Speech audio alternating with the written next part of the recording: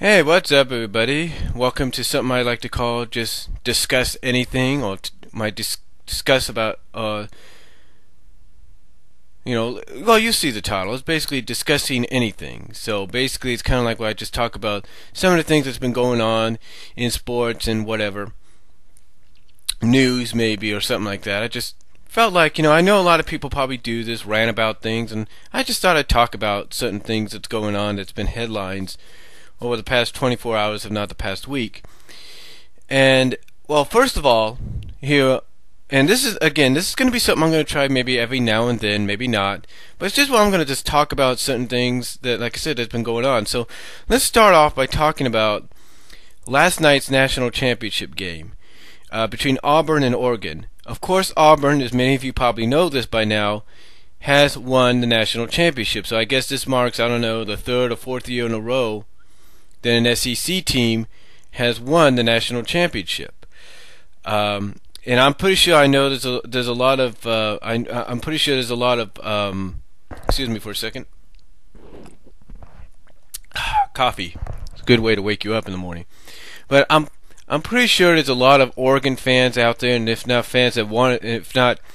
football fans overall that want Oregon to win, that are kind of feeling as though that at times during the game last night that the officiating crew there may have gave the game to the Auburn Tigers. Now, the reason I say this is because, trust me from experience, my father, likes to watch KU and K-State football and basketball. In fact, it's the only time he ever watches basketball, really. And there are times he's been watching games where he feels as though the officials in these games have given the opposite team, whether it's a team from the same conference or a team from another conference, they've literally given that team the game. They've literally helped them out. Now, I'm pretty sure, like I said, there's a lot of Oregon fans up in Eugene, Oregon. There's a lot of fans overall that probably wanted to see Oregon win that probably are saying the same thing about last night, because there was a play. Excuse me for a second. There we go. There was a play during the game where the runner looked like he was down, but then I guess in the eyes of his teammates he wasn't, and they just told him to keep running. Now they reviewed this play, and from what I saw, honestly, it looked like he was down. I mean, his foot was down. Automatically he should have been down. But instead they let the play stand, and they were able to get a huge first down out of the situation and eventually score. But later on in the game, I will say they had to do a lot of reviewing, especially when it came to these close situations on both sides. But I'm pretty sure there's a lot of people that said, a lot of Oregon fans right now, and people that want to see Oregon win, that are probably pointing out the fact that if it wasn't for that one play that they allowed to stand instead of reversing it, that Oregon probably would have had a chance to win the national title. Well, I do agree on that. I do agree that maybe that's a very that call is very controversial. That maybe they should have reversed it. But hey, I'm not the officiating crew. And if they feel as though, it didn't need to be reversed, then so be it. So, there's nothing you can do. It's done with. There's nothing you could do. But I'll tell you this, though. I'll tell you this. If I was the NCAA, here's what I would do. Quite honestly, to keep fans from talking about the fact that officials give games to certain teams, or they show favoritism towards a certain team, whether it's in college basketball or college football. And right now the focus is going to be mainly on college basketball now. But here's what I would do if I was the NCAA, and I didn't want to hear this ever again. I didn't want to hear the complaints from the fans, if not wanting to hear complaints from the coaches, other teams that the fans feel got screwed out of the opportunities. Here's what I would do, just to stop the whining and the bitching and all that from the fans and maybe from some of the coaches of the, like I said, the teams that everybody felt got screwed over in their games or in their opportunities. Here's what I would do. When it comes to the BCS games, in fact, when it comes to all the bowl games in general, this may put a lot of pressure, this may require a lot of work, but in the end, I think it would be the best thing to go with. And that is what I would do with the NCAA. What I would do if I was them is I would pick. Now I don't know how many officials. I think it's 3 to 4 officials in football, right? 3 to 4 officials. What I would do if it's 4 officials, I pick 4 different officials from 4 different conferences. That's right. I don't pick one officiating crew from one conference. No, I don't pick one officiating crew from one conference. I pick 4 different officials from 4 different conferences. I take the 4 head officials of the conferences, the top guys, if you will, the ones that are the overall officials in charge of the officials of that conference. I take them. I take the head officials that have always been in the big games for each conference that year, and I put them in the national championship game as the officials for that game. So, for example, if I had a Pac-10 team and an SEC team, which we had last night, here's what I would do. I get the head official. I get the overall head official or head referee. I get the overall head referee of the Big East. I get the overall head official / referee of the ACC. I get an overall head referee of the Big Ten, as well as I get an overall head referee from the Big 12. That way you would have 4 referees from 4 different conferences not showing any favoritism. Because I'm pretty sure a lot of people will say, and even I agree on this, that it seems anytime you have an officiating crew from a different conference in officiating a bowl game, and one of the teams in that bowl game may be from a different conference, but is closer to their conference region than the team they're facing, then at times it may look like at times that crew will show favoritism. And again, this is what I'm saying. Last night you had Oregon from the Pac-10, aka Pac-12 next year. You had Auburn from the SEC, and whoever was the officiating crew that night, some will say show favoritism towards Auburn at times. So again, here's what I would do. I take the other major conferences that are in the BCS equation. I take the ACC.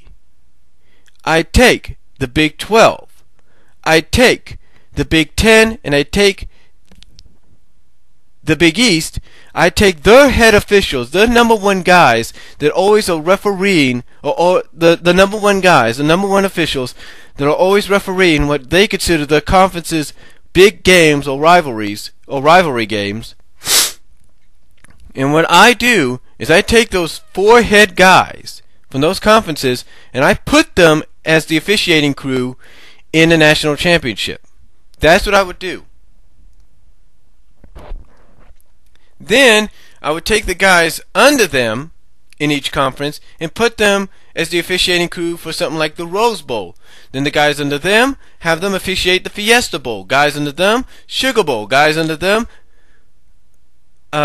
Rose Bowl, Orange Bowl. You get what I'm saying, right? You get what I'm saying. Do it like that. Get 4 different officials from 4 different conferences. I guess you could say the top 5 officials. The top 5 officials from the rest of from the 4 remaining BCS conferences, and put them in as the officiating crew for each BCS bowl game, so that there will be no favoritism. And as far as like the New Year Day bowls, like Capital One and Outback and Gator and Ticket City, as well as all the medium-sized bowls or mid-sized bowls, if you will, get 4 different officiating crews from different conferences overall. You know, get one from Conference USA, one from Mountain West, one from WAC, one from the Sun Belt, one from the MAC. Put them all together as officiating crew, and I feel and believe that it would help out. It would make things better. Some people may disagree on that, but that's just my opinion, and I think it would put an end, in my opinion, to people bitching and complaining about what's going on. Now, some others out there may say that the only way the bitching and complaining would stop is if they had a playoff. Look, I'm in all favor of a playoff, no doubt about that. But here's the thing. The reason the NCAA doesn't go forward and say, hey, we're going to do to the FBCS what the FCS, as the Division 1 AA or Division 1A, Division 1 AA, hey, they could go and do what they're doing in Division 1 AA, but the reason they don't is because to them, the bowl season gives Division 1, the BCS football series, or FBC series, whatever you want to call it. It gives it the Division 1 football season. It gives it its overall charm and nostalgic feeling. That's why they're never in a hurry to really do the playoff deal, because to them, I think it would destroy the majestic feeling that this college bowl season gives people, because they know that there are a lot of people out there that will watch college football. So anyway, but again, I believe right now the best solution is to go with 4 different officials, the very top, the head guys, the senior officials, if you will, the ones that are the senior officials, the head officials in the rivalry games and big games of the conferences, and if there's a championship game, the championship games of that conference, have one of each put together as an officiating crew in the BCS games. That's how it would. I believe that would help out a lot. That would be a right step. Believe me, I feel that would be the right step to take. If you can't get a playoff yet, do exactly what I mentioned. You'll get the top guy, the head official of, let's say, the Big East, the overall head official of the Big 12, the head official overall of the Big 10, of the ACC. Get those guys together as an officiating crew for something like the national championship, and I guarantee you it may stop some arguing. Because I can tell you this. I don't know where the officiating crew was from, what conference they were from, but I can tell you this. If they were from the Mountain West, then you could definitely tell why they may have given Auburn the game. Because maybe they feel TCU should have been in that position and not Oregon. Just a thought. But again, go with what I suggested, and I guarantee you'll hear less complaining and bitching because the crew will be unbiased. That's the way I see it. Now, speaking of last night the national championship went up against another program, which was Monday Night Raw. Now, here on the West Coast, you have 2 ways of watching it. If you have HD, you can watch it on USA High Definition live at 6 o'clock. If you don't, then you gotta wait till 9 o'clock to watch it on the regular USA Network. Okay, that's cool. But here's the thing. You had the BCS going up against, you had the national championship game going up against Monday Night Raw, and they advertised the return of John Cena. Well, John Cena did return last night, but he wasn't in the arena. He didn't return to the ring. He didn't return physically. His return was via satellite on the Titantron. So even though he did show up, but it was via satellite on the Titantron, to me, WWE dropped the ball on that. And I think that's why when you see the ratings this week, the only spike for WWE in the ratings will be when they announce the first Hall of Fame inductee for the class of 2011 in the WWE Hall of Fame, which turned out to be none other than Shawn Michaels. I mean, they basically, according to some of the things I read online, throughout the night, they basically gave away hints as to who it could be, and it was none other than Shawn Michaels. So, to me, that's an overall good choice for the Hall of Fame right off the bat.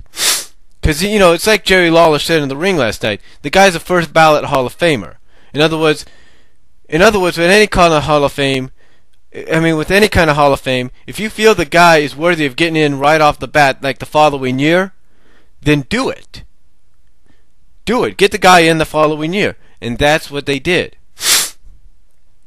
Now, I believe the reason they also did this is because they knew John Cena probably wouldn't be there, so they needed something to at least help spike their ratings.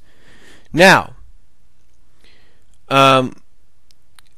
this does, however, change some things up a little bit when it comes to WWE and it comes to some wrestling insiders.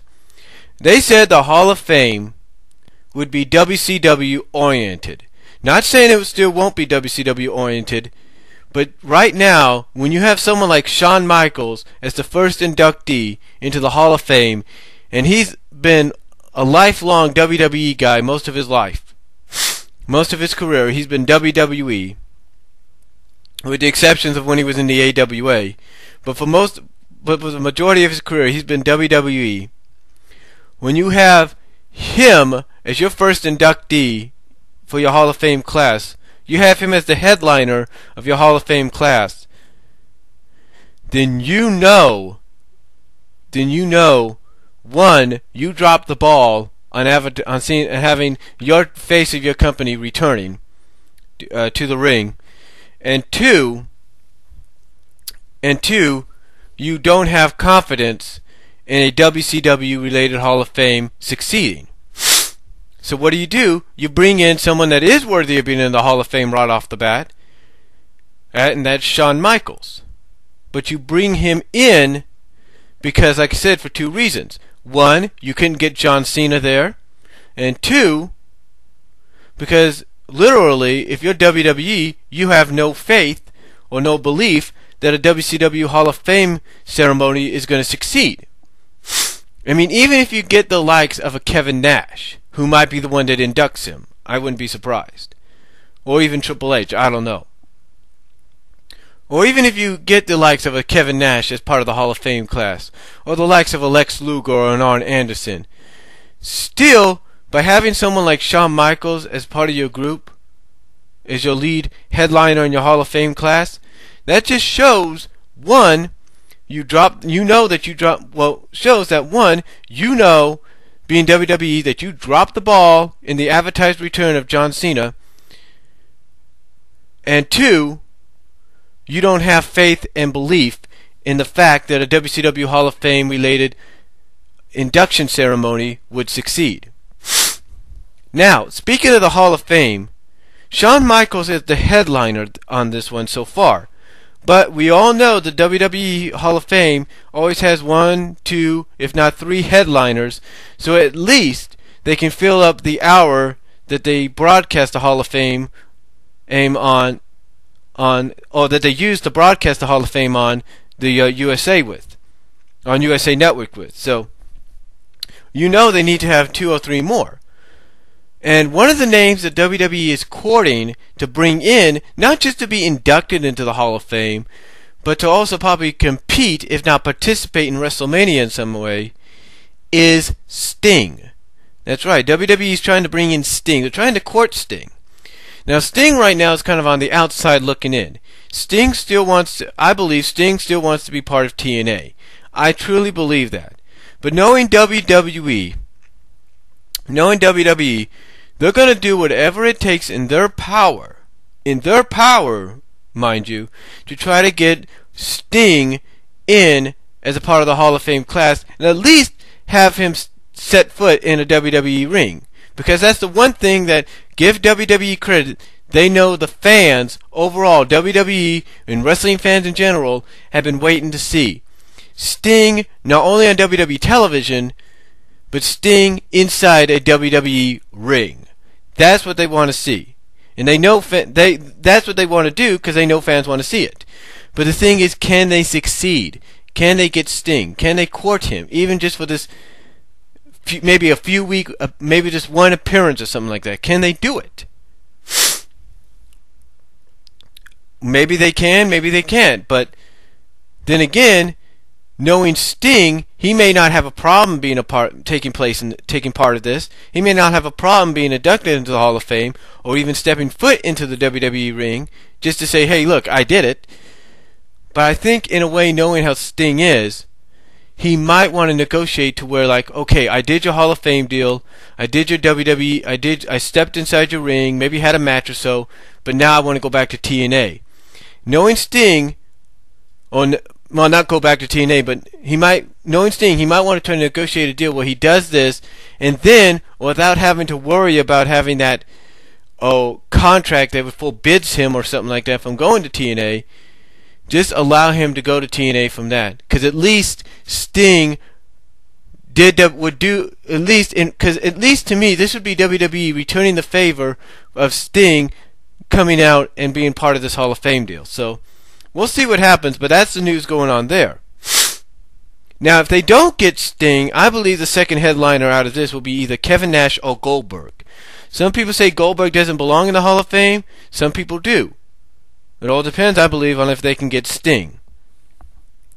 But I think if they're going with a WCW-related Hall of Fame theme here, with the exception of Shawn Michaels, I think the ones that are going to be the headliners, along with Shawn Michaels, could be Sting and Goldberg and maybe Lex Luger.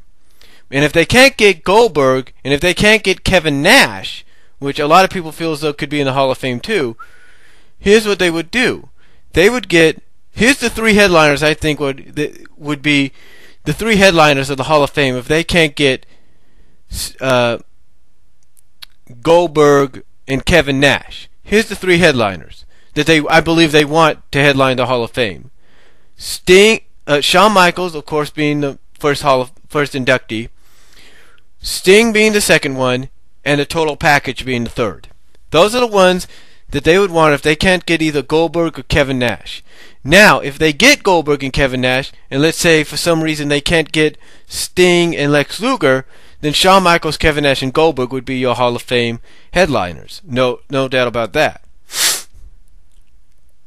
So, we'll just see what happens. I don't know if they're going to succeed in getting Sting or not. We'll see what happens. Now, what else? Well, I did touch on this a little bit. This is going back to, this is not sports, but this is the entertainment thing now. I touched about this a little bit in the video I did, and there's somebody that mentioned that was kind of shocked I was even talking about this, and felt I needed to do something else instead of talk about it. But I always felt as though I just felt as though it was stupid, and I still feel it's stupid. In case you haven't heard, last week, Selena Gomez, and I mentioned this in my video, in case you haven't heard, last week, Selena Gomez received death threats from obsessed Justin Bieber fans. I'm not lying here, folks. I mentioned this in my video. You can see my video on my channel. But Selena Gomez received death threats from these obsessed Justin Bieber fans. And I watched a lot of other videos where they talked about this same thing, and a lot of them said the same thing I've been saying. It's like, what do these girls expect? Do they expect Justin's going to see them for the first time, fall heads over heels in love with them, and date them? I mean, come on, get over it. I mean, I think I think some of the people on Joy Bearer's show on CNN said it best. Justin Bieber is basically the David Cassidy of this generation. That's what he is. He's the David Cassidy of this generation.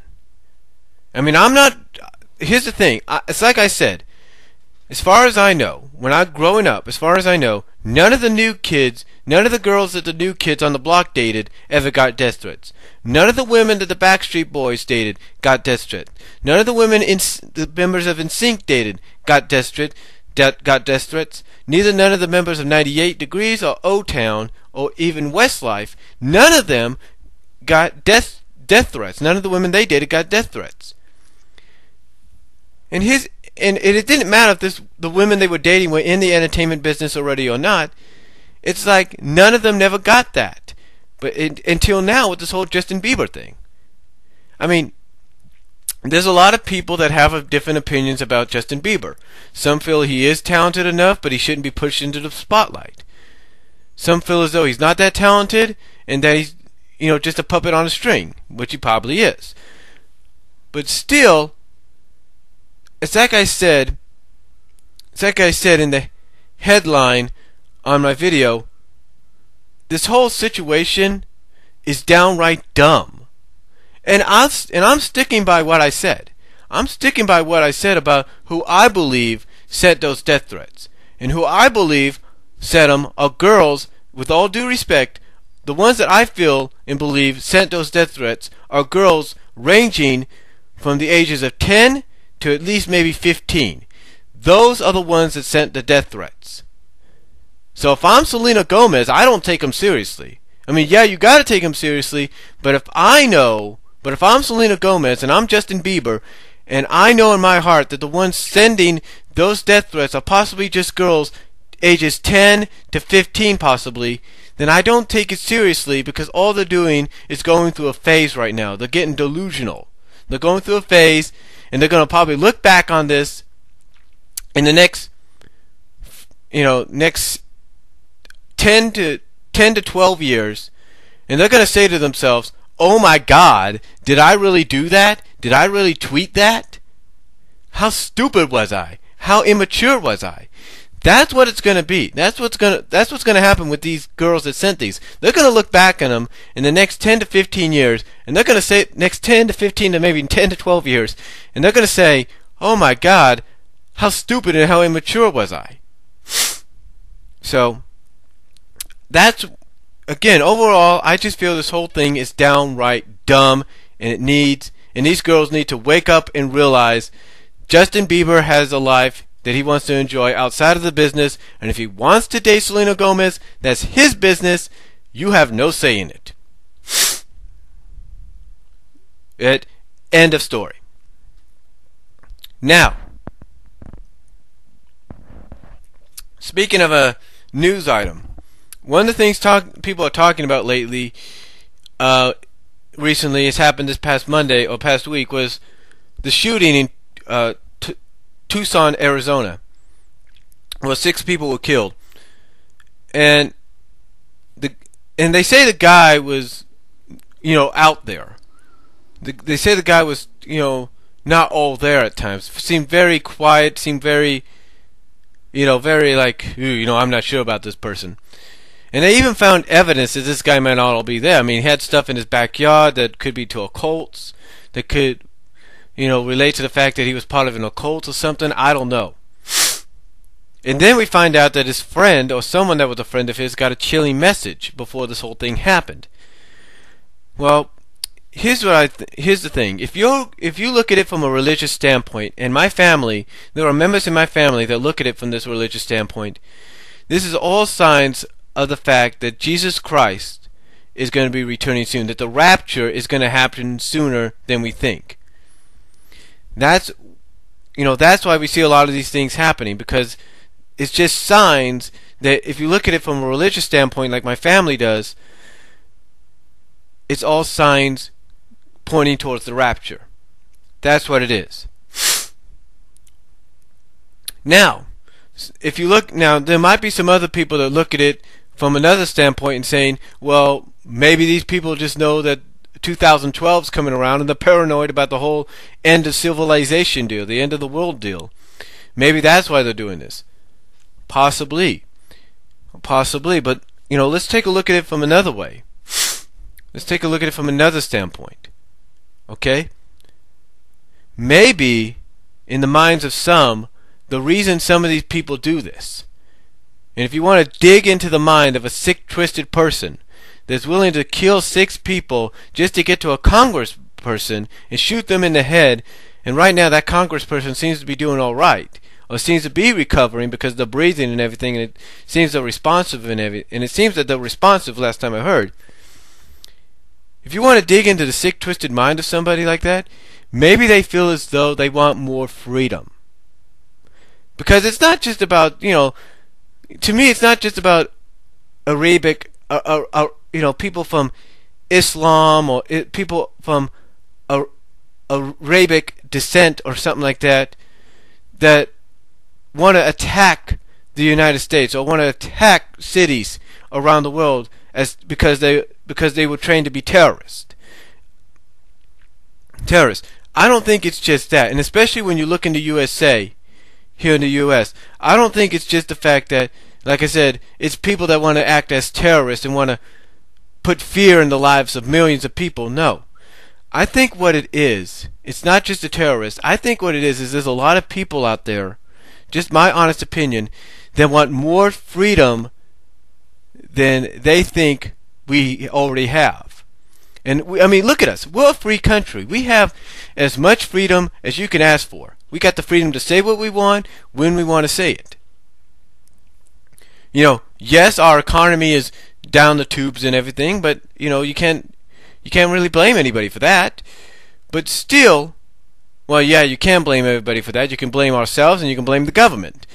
But still, I think in the minds of some of these people that I believe are just regular Americans who may not have it all there or something like that, or just totally upset or whatever, I believe if you look into the sick and twisted mind of somebody, that what they really want, and it's just my opinion, I could be totally wrong, and I hope to God I am,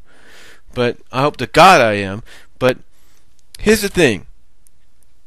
If you delve deep into the mind of somebody like that, maybe the reason they do these things, they put bomb threats out, the reason they start shooting up in public areas and populated areas, like where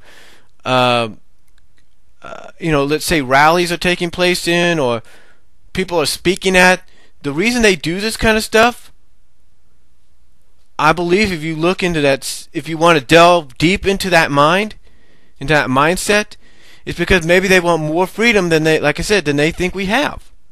Like I said, we have enough freedom already to say what we want, do what we want, whatever. We're a free country, but maybe they want more than that. Maybe that's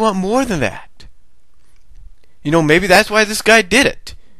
Maybe not. Maybe this guy, I don't think so. I think this guy, what he did, I think he was just cuckoo, cuckoo, cuckoo, cuckoo, cuckoo. I think that's what that guy was. He was just cuckoo. He's just out there, whatever. But still, if you want to kind of delve into that mindset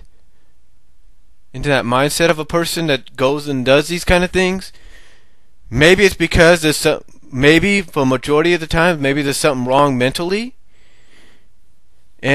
or maybe, and again, I hope to God I'm wrong about this, maybe it's the fact that they just want more freedom than they feel we already have. Maybe they feel we don't have enough freedom. Maybe that's why they do it. I don't know. But again, I hope to God I'm wrong about that. Now, let's just pray and hope that this congresswoman makes it through and is able to recover. Now, besides that, what else? Well, we know that here in California, here in the Bay Area, Central Valley, 49ers got Jim Harbaugh as the head coach, so hopefully he can turn things around. Raiders need to get a new coach. We don't know who it could be. Let's see. Well, not really much besides that. Oh, let's talk about TNA for a little bit. TNA Wrestling. Genesis took place this past Sunday. And believe it or not, I kind of called it, if you will. I kind of said that if TNA wants to start off the new year right and kind of throw us a curveball, they need to get the title off Jeff Hardy. Well, they finally did get the title off Jeff Hardy. They got the title off him, and now Mr. Anderson's the world champion. However, it seems Hardy's going to get a rematch at Against All Odds. That all depends if he's not in jail by then. And also at Genesis, we saw the debut of Matt Hardy in TNA, so we'll see what happened there. It looks like the Hardys are being portrayed as heels right now, but I don't think Matt Hardy may be a heel for that much longer.